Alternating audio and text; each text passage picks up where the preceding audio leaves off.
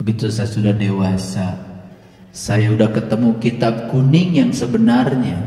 Ternyata kitab kuning itu ternyata tidak berbahasa tertentu. Ternyata kitab kuning itu ada dalam diri saya, dan itu kitab saya, dan saya bisa melihatnya setiap saat.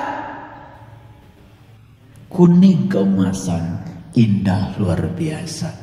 Dan kalau saya baca kitab itu, gak ada suaranya, gak ada wajahnya, gak ada kata-katanya. Tahu-tahu saya mengerti.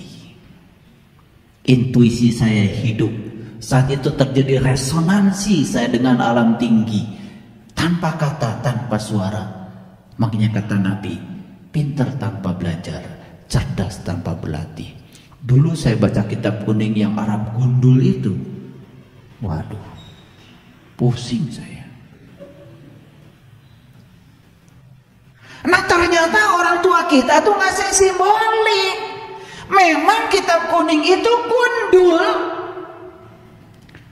Gundul. Ternyata kitab kuning yang sebenarnya ada dalam dirimu. Bahkan kau tidak mesantren pun bisa.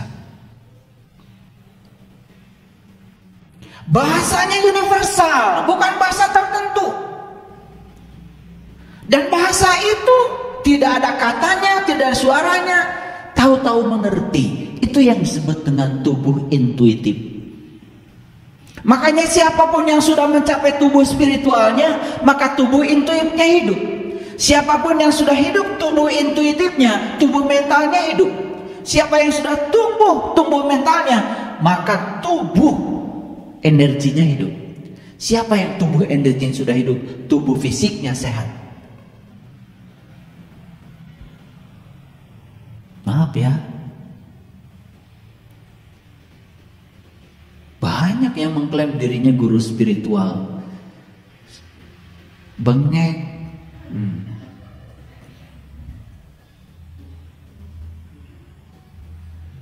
bawa kaki aja diseret.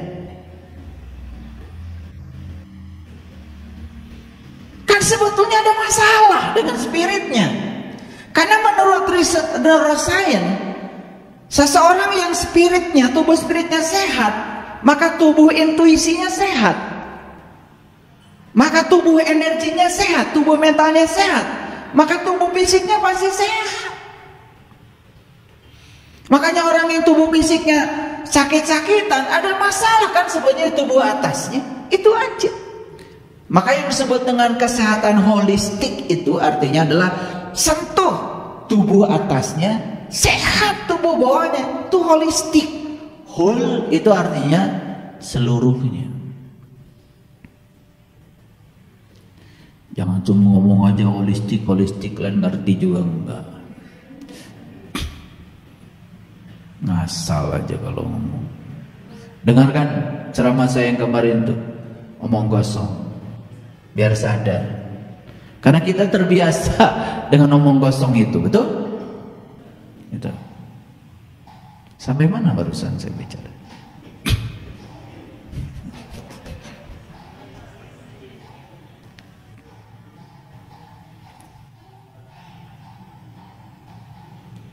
Jadi banyak sekali di sini ada konflik.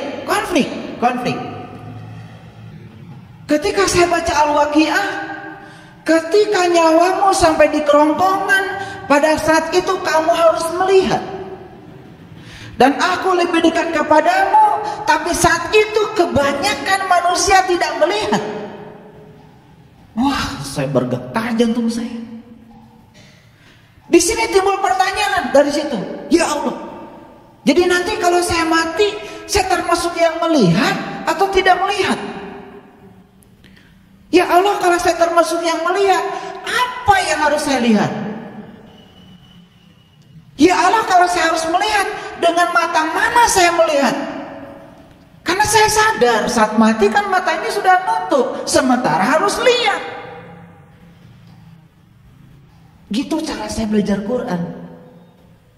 Gitu gak kalian? Nah itu hebatnya kalian.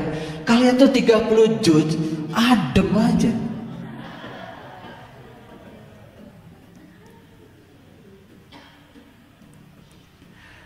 baca satu ayat aja di situ sudah itu. Ketika saya disuruh baca Bismillahirrahmanirrahim, karena saya tahu ilmu nausarabnya, grammarnya saya tahu. Kan artinya Bismillah itu atas nama Allah. Kan timbul pertanyaan dalam diri saya, apa saya berhak mengatasnamakan Allah? Kenal juga enggak. Terus Allah itu siapanya saya? Kok saya berani-berani mengatasnamakan dia? Terus dia itu siapa? Kenapa harus diwakili oleh saya? Gitu nggak kalian baca Bismillah? Yakin enggak? Makanya kalian itu hebat. Hebat sebetulnya. Suruh baca Bismillahirrahmanirrahim, pokoknya apapun baca Bismillah. Betul nggak? Makanya itu yang terjadi. Mau masak Bismillahirrahmanirrahim. Betul? Iya.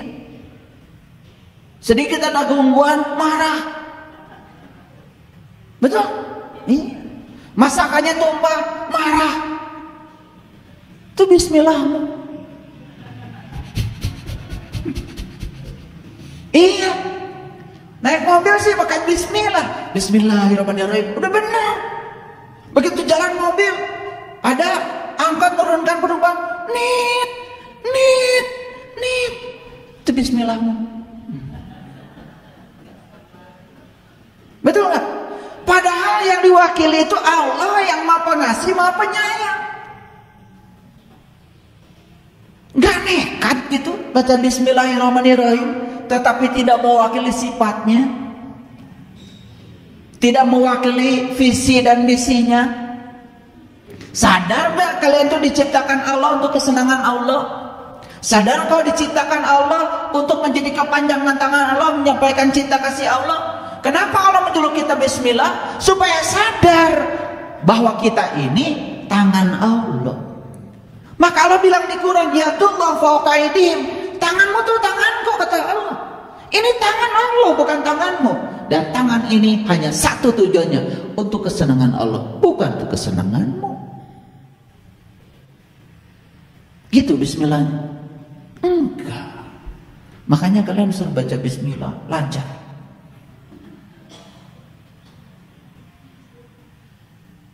Sama ketika saya dulu, ya, cuman bertanya, kenapa setiap ada orang mati atau mau mati baca Yasin? Jadi kenapa saya bikin satu ceramah saya, satu CD surat Yasin? Sebetulnya itu latar belakangnya. Setiap ada orang yang mau mati atau sudah mati, pasti yang dibacakan surah Yasin. Pengen tahu saya Yasin itu apa sih isinya? Begitu saya tahu isinya, dari Yasin sampai wa ilaihi turja'un, ternyata tidak ada pesan kalau Yasin itu buat yang mau mati atau yang sudah mati. Justru untuk kalian yang masih hidup supaya bisa mati.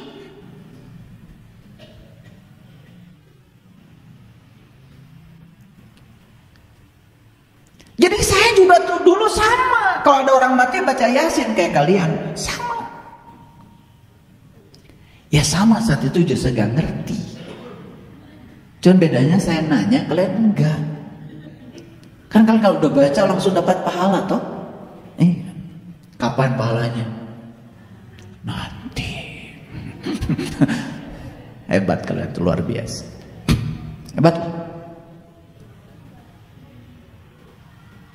Ketika saya baca Yasin, wahai Sin, di situ saya diam.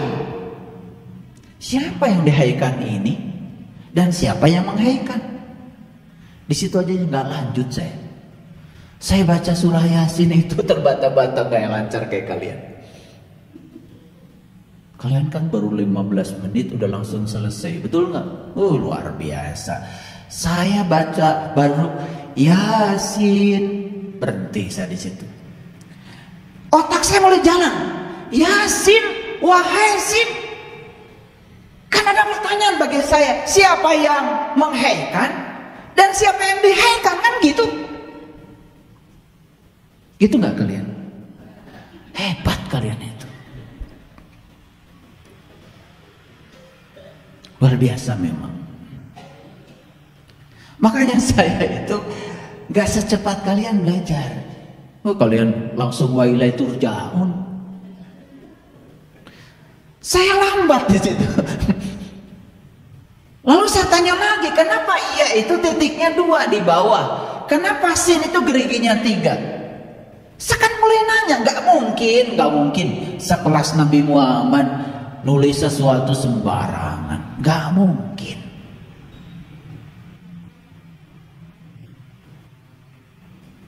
Dan kenapa kata sin ini sering sekali disebut-sebut ketika baca sholawat? Salatullah, salamullah ala toha rasulillah, salatullah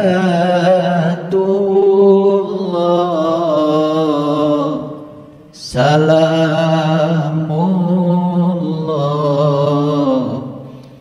ala yasin habibillah,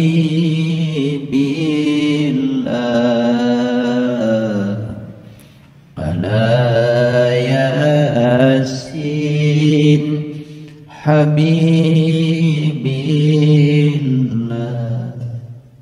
Sadar saya, ternyata Yasin itu habibillah, orang yang cintai Allah.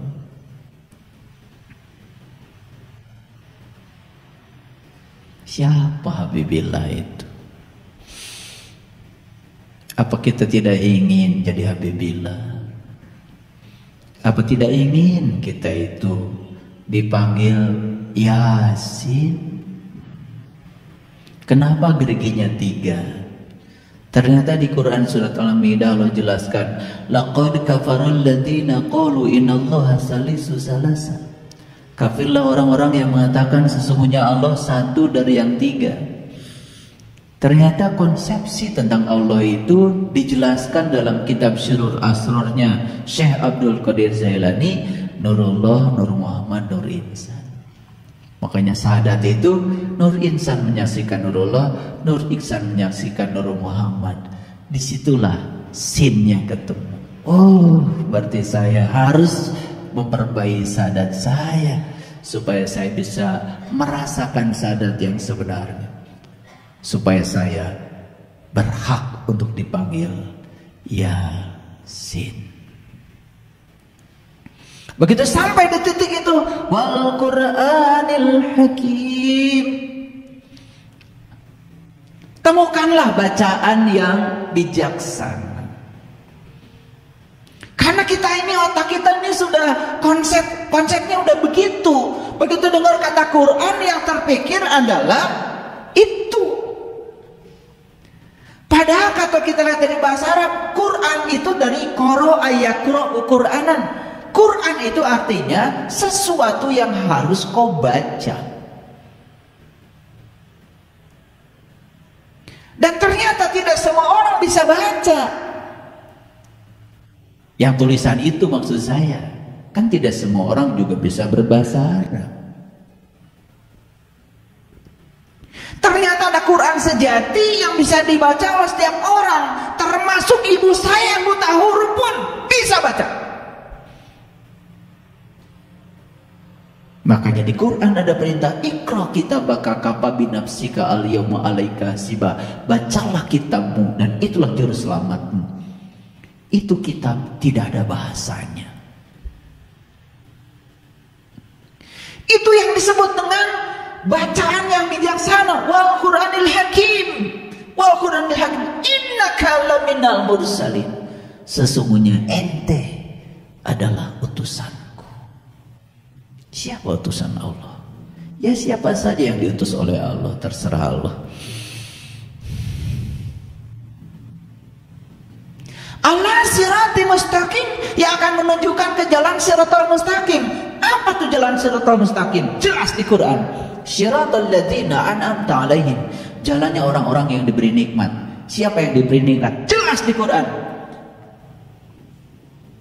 Wa may yuti'illah wa rasulah fa ulaika ma'al ladzina an'ama Allahu 'alaihim minan nabiyyin wasyiddiqin wasyuhada. Orang yang diberi nikmat cuma 4. 1 para nabi, para siddiqin, para syuhada, dan para solihin. Masuk kalian salah satu dari 4 saja, udah keren. Maka kalian sudah termasuk orang diberi nikmat. Kalau kalian sudah termasuk orang yang diberi nikmat, berarti kalian sudah masuk ala siratil mustaqim.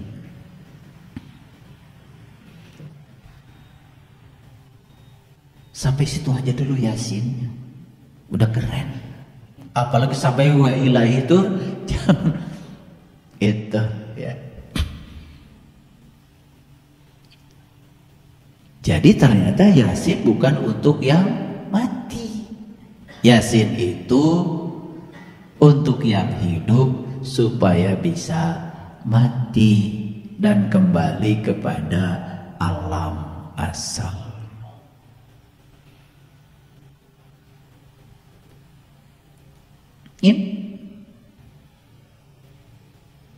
Nah, jadi yang namanya ilmu itu syaratnya harus 3. 1 harus memenuhi asas koherensi. Ilmu itu harus koheren, tidak boleh bertentangan dengan akal pikiran yang sehat. Gak boleh, gak boleh.